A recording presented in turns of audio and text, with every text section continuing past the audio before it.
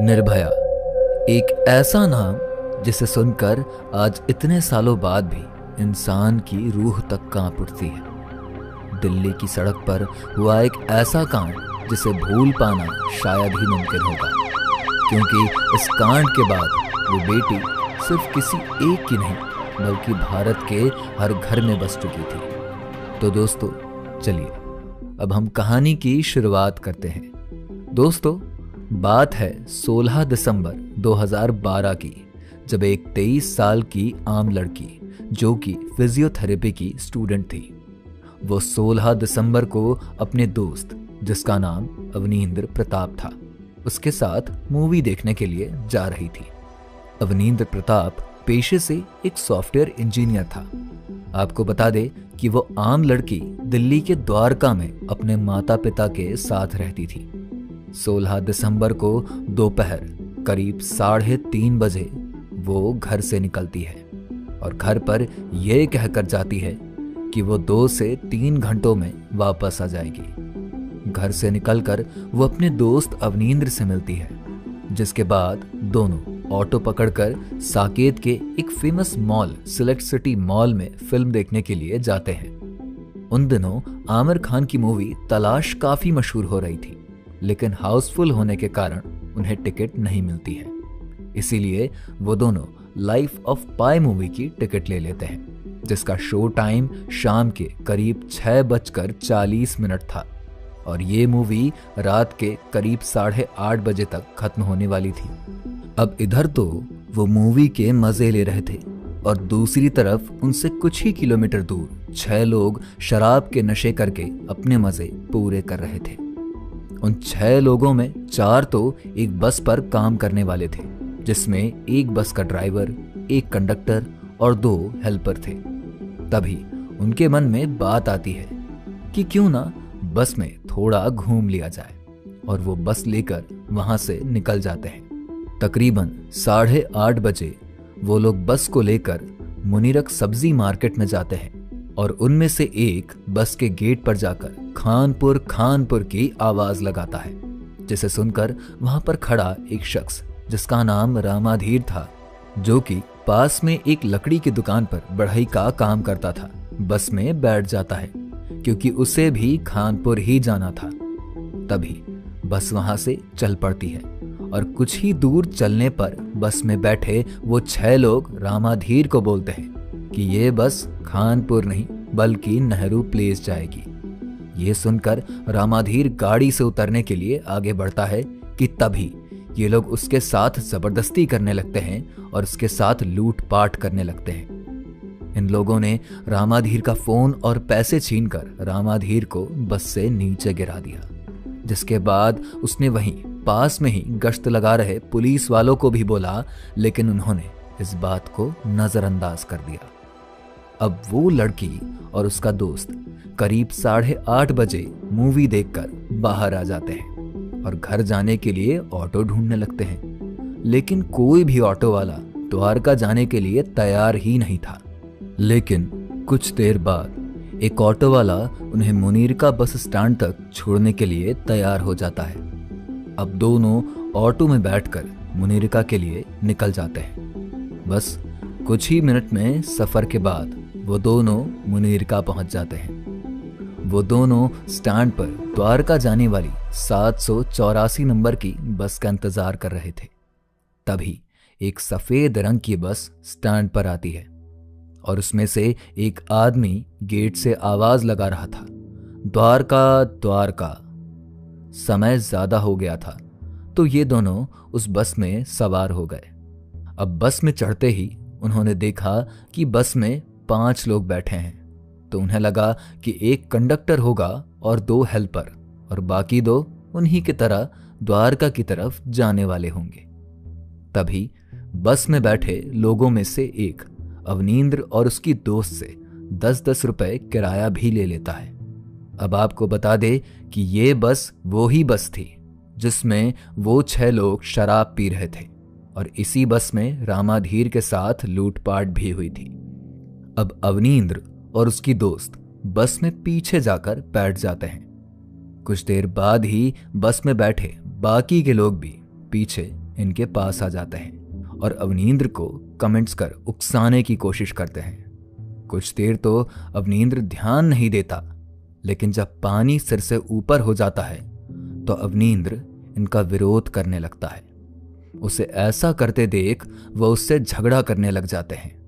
देखते ही देखते ये पांचों लोग अवनींद्र को पीटने लगते हैं और एक लोहे की रॉड से अवनींद्र के सिर पर वार कर देते हैं, जिससे वो बेहोश होकर वहीं पर गिर जाता है। लेकिन इन हैवानों की हैवानियत तो अभी शुरू ही हुई थी। इसके बाद जो हम आपको बताने जा रहे हैं वो उनकी हैवानियत का असली रूप था। तब वे पांचों लोग उस मासूम लड़की की तरफ बढ़ते हैं और उसके सारे कपड़े फाड़ देते हैं और उसके साथ एक एक करके सभी 6 लोग उस मासूम लड़की के साथ दुष्कर्म करते हैं। लेकिन बात यहीं खत्म नहीं होती। जब ऐसा करने से भी इनका मन नहीं भरा तो इन्होंने लोहे की रॉड उस मासूम के प्राइवेट पार्ट में डाल दी। कुछ ही देर बाद जब बस महिलापुर फ्लाईओवर के पास पहुंची तो इन्होंने बेहोश पड़े अवनींद्र और उस मासूम लड़की को उठाकर बस के नीचे झाड़ियों में फेंक दिया। इतना ही नहीं, इन दरिंदों ने तो उन पर बस चढ़ाकर इसे एक्सीडेंट का रूप भी देना चाहा, लेकिन तब तक अवनींद्र कुछ होश में आ चुका था और उसने उस बच्ची को खींच लिया, जिसके बाद वो 6 लोग इस बस को लेकर चले गए। और इधर अवनींद्र जोर जोर से बचाओ बचाओ चिल्ला रहा था, लेकिन कोई भी उसकी आवाज सुन ही नहीं रहा था। उस रोड से अनेकों पुलिस की गाड़ियां भी गुजरी, लेकिन किसी ने भी उनकी आवाज नहीं सुनी। कुछ देर आवाज लगाने के बाद एक अनजान व्यक्ति को उनकी आवाज सुनाई देती है, जिसका नाम राजकुमार था, जो कि टोल टैक्स पर पेट्रोलिंग कर रहा था। तब उन्होंने देखा कि एक लड़का और लड़की बिना कपड़ों के सड़क के किनारे झाड़ियों में खून से लथपथ पड़े हुए हैं। ये देखकर वो पास के ही एक होटल में गए और एक चद्दर ले आकर आए और उसके 2 टुकड़े करके अरविंद को दे देते हैं, जिससे वो अपना और उस लड़की का बदन ढक सके। इसके बाद राजकुमार ने पुलिस को कॉल किया, जिसके कुछ समय बाद वहां पुलिस की 2 PCR पहुंच जाती है। कुछ देर तक तो पुलिस सिपाही बहस ही करते रह गए कि ये एरिया किस पुलिस स्टेशन के अंडर आता है, बजाय इसके कि उन दोनों को फटाफट अस्पताल पहुंचाना चाहिए। और जब कुछ देर बाद ये बहस खत्म हुई तो उन दोनों को सफदरगंज अस्पताल में भर्ती करवाया गया। अस्पताल में जब डॉक्टरों ने उस लड़की की हालत देखी तो उनके हाथ पैर फूल गए थे, क्योंकि उन दरिंदों ने उसे इतना तड़पाया था कि उसकी हालत बिल्कुल ही बदतर हो चुकी थी। डॉक्टरों ने ऐसा भयानक केस, और जैसे ही उस आदमी ने पुलिस को देखा वो बस से उतरा और भागने लगा। पुलिस ने उसका पीछा किया और उसे दबोच लिया। जब इस व्यक्ति के बारे में जानकारी निकाली गई तो पता चला कि ये उस बस का ड्राइवर राम सिंह है। ये इस केस की पहली सफलता थी, जो कि इस वारदात के अगले दिन ही मिल गई थी। इसके बाद 17 दिसंबर 2012 की शाम 4:15 पर पुलिस ने राम सिंह को ऑफिशियली गिरफ्तार कर लिया और उसे अपने साथ पुलिस स्टेशन लेकर आ गए। और जो बस रविदास कैंप में मिली थी उसे उसी शाम त्यागराज स्टेडियम में ले जाया गया। और इसके बाद वहां पर फोरेंसिक टीम भी पहुंच जाती है और फिंगरप्रिंट्स और सीट के ऊपर लगे ब्लड सैंपल्स, लोहे की रॉड, हेयर सैंपल्स कलेक्ट करने लगती है और उन सभी को जांच के लिए भेज दिया जाता है। थाने ले जाने के बाद राम सिंह से पूछताछ करी जाती है, जिसमें कि वो कुछ खास बताता नहीं है। लेकिन बाद में जब पुलिस ने उसकी खातिरदारी शुरू करी तब वो सब उगलने लगता है। इसके बाद पुलिस की एक टीम राजस्थान के लिए रवाना हो गई और एक टीम बिहार के लिए, और एक टीम अगले दिन राम सिंह को अपने साथ लेकर दोबारा RK पुरम के रविदास कैंप पहुंची और उसके निशानदही पर दोपहर लगभग 1:15 बजे दूसरे आरोपी पवन गुप्ता रविदास कैंप से गिरफ्तार किया गया, जिसके गिरफ्तार होने के 15 मिनट बाद ही पुलिस ने दोपहर लगभग 1:30 बजे तीसरे आरोपी विनय शर्मा को भी पकड़ लिया। और जो टीम राजस्थान गई हुई थी, शाम होते होते उसने चौथे आरोपी, जो कि राम सिंह का भाई मुकेश सिंह था, उसे भी राजस्थान के करौली गांव से पकड़कर दिल्ली ले आया गया और शाम करीब 6:30 बजे मुकेश सिंह को भी ऑफिशियली गिरफ्तार कर लिया गया। इस घटना के 48 घंटों के अंदर ही 6 आरोपियों में से 4 आरोपियों को पुलिस गिरफ्तार कर चुकी थी, जो कि एक बहुत ही अच्छी बात थी। अब तक इस घटना की बात पूरे देश में फैल चुकी थी और इस घटना के बारे में सुनकर सभी लोग सन्न रह गए और लोगों ने आंदोलन करना शुरू कर दिया। पूरे देश में नारेबाजी और आंदोलन की शुरुआत हो चुकी थी और धीरे धीरे ये बढ़ते ही जा रहे थे कि कुछ ही समय बाद ही एक नई बात पता चली, जो ये थी कि वो मासूम लड़की एक बयान देती है जिसमें उसने कहा कि मैं अभी जीना नहीं चाहती हूँ और जिसने मेरे साथ ये किया है उसे छोड़ना मत, उसे जिंदा जला देना। तो उसके जज्बे को देखते हुए मीडिया ने उसे एक नाम दिया और वो नाम निर्भया था। अब धीरे धीरे हर जगह प्रदर्शन हो रहे थे, मोमबत्तियां जलाई जा रही थी और निर्भया के जल्द से जल्द ठीक होने की दुआएं मांगी जा रही थी और प्रशासन पर भी ये दबाव दिया जा रहा था कि जल्द से जल्द निर्भया के आरोपियों को फांसी दी जाए, जो कि बहुत ही जरूरी बात है। लेकिन उन आरोपियों में से 2 आरोपी अभी भी फरार थे, जिनमें से एक का नाम था अक्षय और दूसरा था राजू। अक्षय को पकड़ने के लिए पुलिस की एक टीम बिहार गई हुई थी। वहां के लोकल पुलिस और दिल्ली पुलिस ने अक्षय को पकड़ने के लिए पूरा जाल बिछा रखा था। बस इंतजार था तो अक्षय के उस जाल में फंसने का। लेकिन मामले का छठा आरोपी, जिसका नाम राजू था, वो 16 दिसंबर 2012 की दोपहर को ही इन 5 लोगों से मिला था। सिर्फ बस का ड्राइवर राम सिंह ही राजू को पहले से जानता था, क्योंकि राजू पहले भी कई बार राम सिंह के साथ काम कर चुका था। अब एक खबर और सामने आ रही थी कि निर्भया के साथ जिसने सबसे ज्यादा हैवानियत करी थी वो और कोई नहीं, राजू ही था और इसे पकड़ना सबसे ज्यादा जरूरी था। अब पुलिस राजू की जानकारी निकालने के लिए राम सिंह के पास पहुंचती है और पूछताछ करने लगती है, लेकिन वहां से भी पुलिस को कोई खास सबूत राजू के बारे में मिला नहीं। राम सिंह ने बताया कि उसे भी राजू के बारे में कुछ खास नहीं पता। उस दिन राजू राम सिंह से उधार लिए हुए पैसे वापस लौटाने आया था। तो पुलिस ने पूछा कि राजू ने सबसे पहले राम सिंह के साथ संपर्क कैसे किया था। तब राम सिंह ने बताया कि 4 महीने पहले राजू ने उसे कॉल किया था। ये सुनते ही पुलिस ने राम सिंह का नंबर लिया और उसकी कॉल हिस्ट्री निकलवाई, जिससे पता चला कि जिस नंबर से राजू ने राम सिंह को कॉल किया था वो नंबर दिल्ली के कड़कड़डुमा के एक पीसीओ का था। इसके बाद दिल्ली पुलिस कड़कड़डुमा के उस पीसीओ तक पहुंची जहां से राजू ने राम सिंह को लास्ट कॉल किया था। यहां से कनेक्शन जोड़ते जोड़ते दिल्ली पुलिस को एक बस वाले के बारे में पता चलता है। उससे पूछताछ में पता चला कि राजू छोटे छोटे बस रूट पर काम करता है, जो आनंद विहार बस अड्डे से चलती है। ये सुनते ही पुलिस आनंद विहार बस अड्डे के लिए रवाना हो जाती है। लेकिन असली दिक्कत तो अब शुरू हुई थी, क्योंकि किसी भी पुलिस वाले ने ना तो कभी उस राजू को देखा था और ना ही उनके पास उसका कोई फोटो था। जब बस अड्डे पर पता किया गया कि यहाँ कोई राजू नाम का लड़का काम करता है क्या, तो पता चला कि पूरे बस अड्डे में कम से कम 20 से 25 राजू काम करते हैं। अब चूंकि कोई भी पुलिस वाला राजू को नहीं पहचानता था, तो इन 20-25 राजुओं में से उस राजू को ढूंढना बहुत ही मुश्किल था।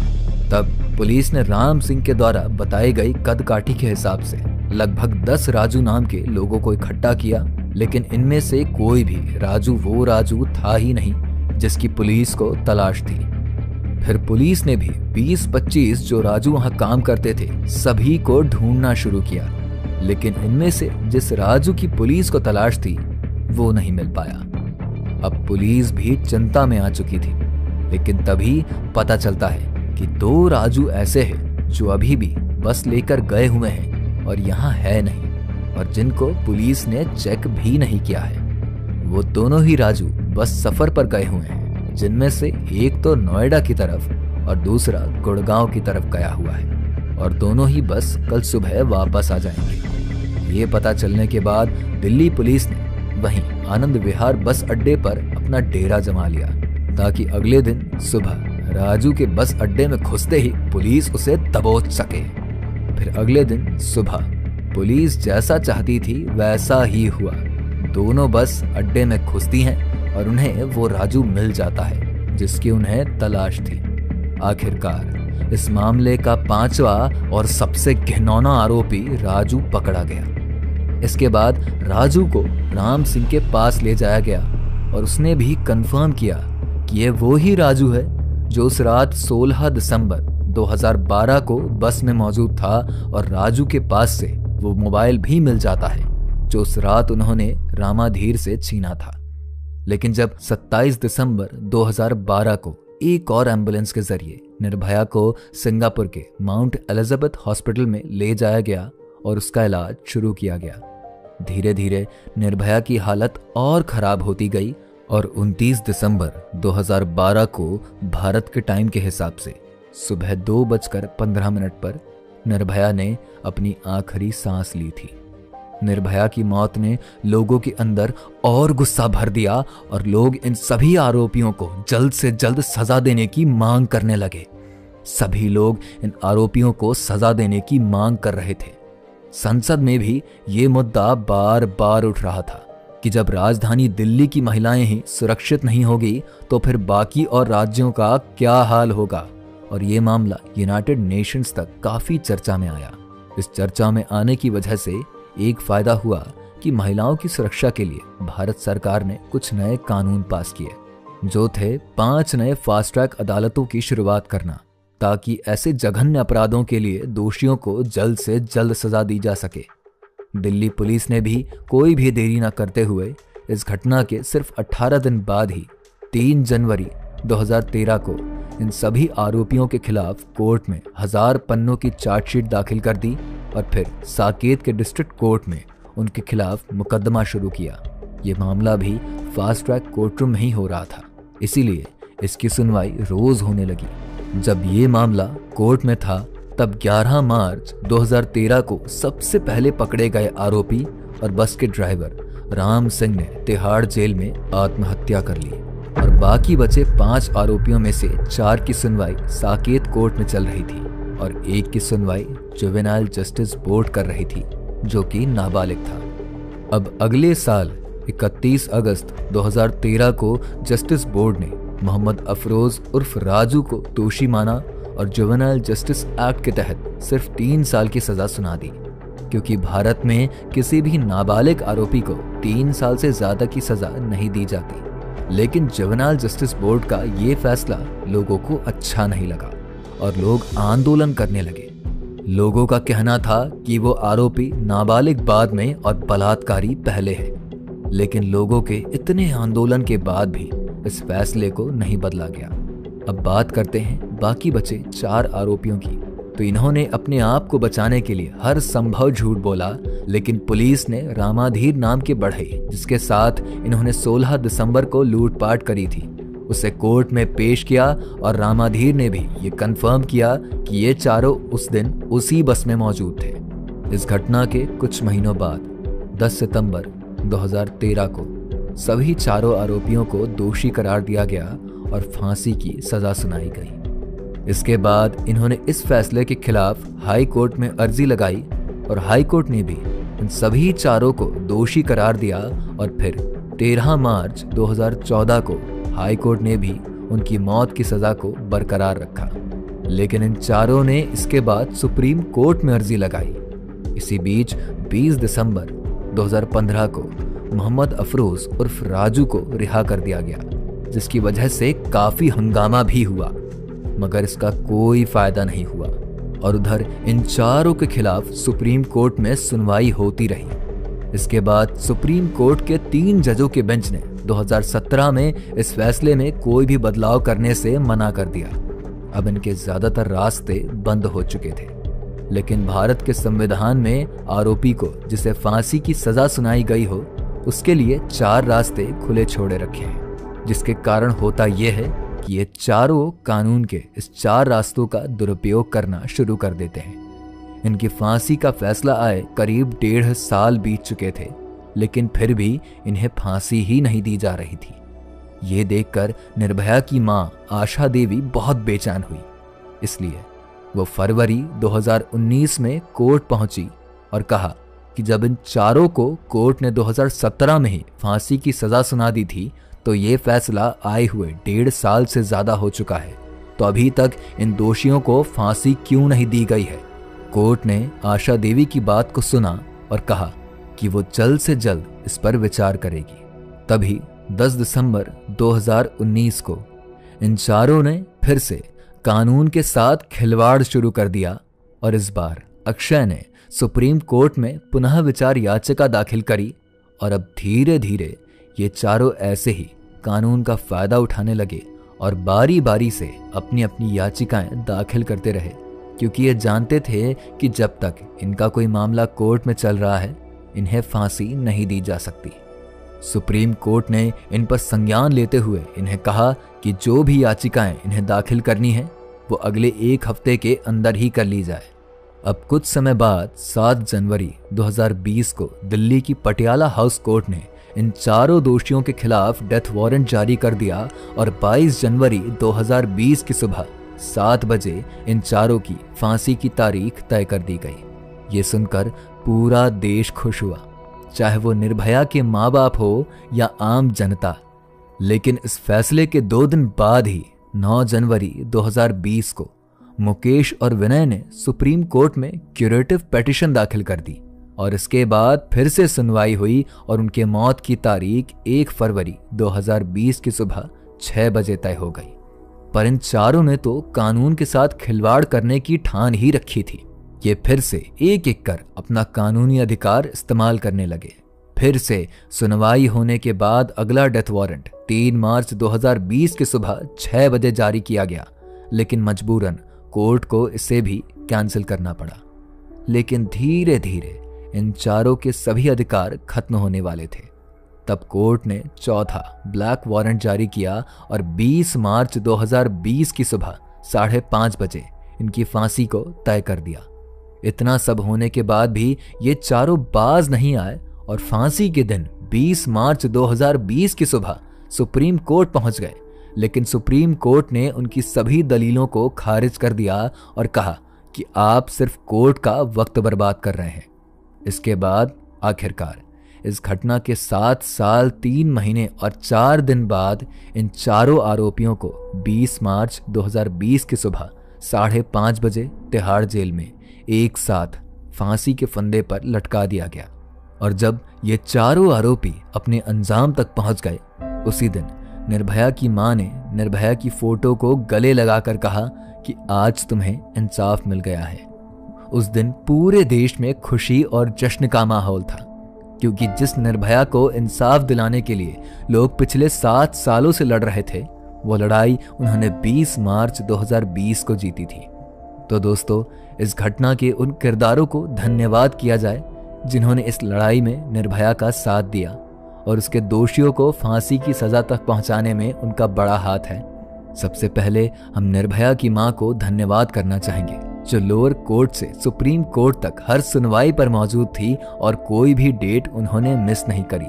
दूसरा धन्यवाद हम राजकुमार का करना चाहेंगे, जिन्होंने उस रात निर्भया और उसके दोस्त की मदद करी, क्योंकि अगर वो ना होते तो शायद ही निर्भया हॉस्पिटल तक भी पहुंच पाती। तीसरा धन्यवाद हम दिल्ली पुलिस की टीम को और डीसीपी छाया शर्मा को करना चाहेंगे, जिन्होंने इस घटना के आरोपियों पर तुरंत और सख्त कार्यवाही करी और इन्हें उनके अंजाम तक पहुंचाया। तो दोस्तों, यहाँ इस कहानी का अंत करते हैं। उम्मीद करते हैं आपको ये वीडियो अच्छी लगी होगी और इस वीडियो में आपको शुरू से आखिर तक हर एक जानकारी मिली होगी। यदि आपको ये वीडियो अच्छी लगी हो तो कृपया इसे लाइक करके हमें कमेंट में बताइए कि इस पूरे मामले में कौन सा फैसला सही था और कौन सा गलत। और ऐसे ही क्राइम से जुड़ी वीडियोस देखने के लिए हमारे चैनल को सब्सक्राइब करना ना भूलें।